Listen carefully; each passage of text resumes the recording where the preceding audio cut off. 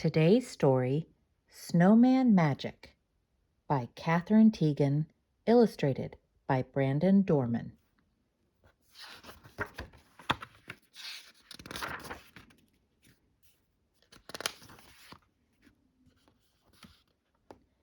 It had been snowing all day.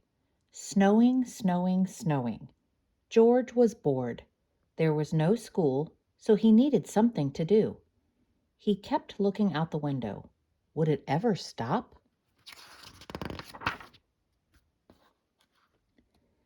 The next morning the sun was shining. When George looked out the window, everything was a brilliant white. The snow was so bright it almost hard to look at. The next morning the sun was shining. When George looked out the window, everything was a brilliant white. The snow was so bright it was almost hard to look at. If he squinted, he could see it was very deep and it had drifted high against the slope in his backyard.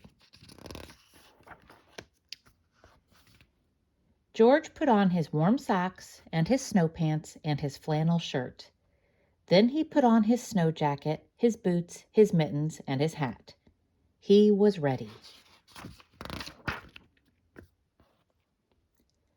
Outside, the air smelled clean and cold.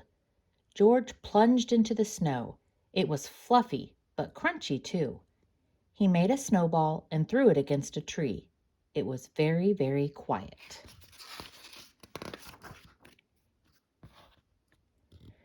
George took some snow and packed it into a small ball.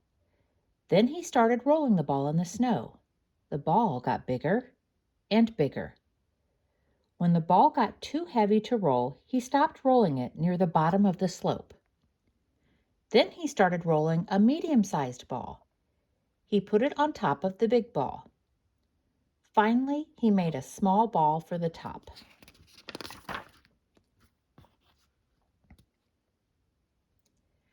George went inside the house and found a scarf in the closet and a carrot in the refrigerator. In the old days, his mother told him people used to take pieces of coal and use them to make eyes. But there wasn't any coal in George's house, so he found 2 buttons and brought them outside with the scarf and the carrot.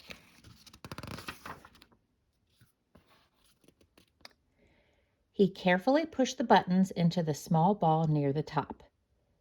He stuck the carrot in the center. He found a few small twigs and used them to make a mouth. He wrapped the scarf between the top ball and the middle ball. And he found 2 branches to stick into the sides of the middle ball. It was a perfect snowman. George turned his head. He thought he saw the snowman smiling at him. Could it be?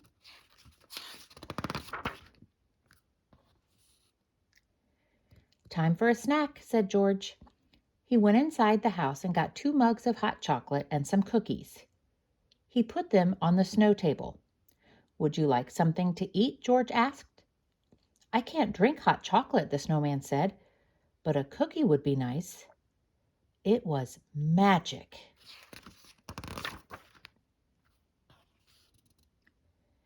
After their snack, George made a cave, tunneling deep into the slope. He piled up snowballs at the entrance. Then he threw a couple at the snowman. The snowman made some snowballs and threw them back at George. His long branch arms helped him throw the snowballs very far. It was hard to say who won the fight, but it was still fun. The snowman chased George around the yard, and then George chased the snowman. The snowman couldn't move that fast, so it was easy for George to sneak up on him.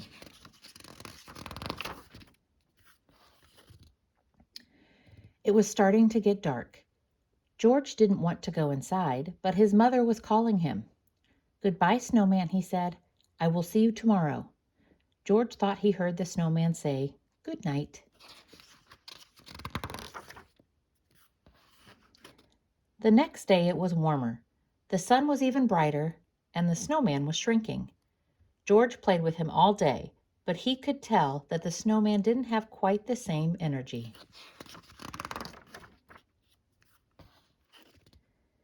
Then it was Monday. George had to go to school. It was another bright, warm day. When he came home, the snowman was almost gone. The scarf and the carrot and the buttons had slid down. He could hardly recognize his snowman. The cave had collapsed too, and the snow table had melted. The next morning, George looked out the window. It was snowing. Snowing, snowing, snowing. He couldn't wait to build his snowman again. The end.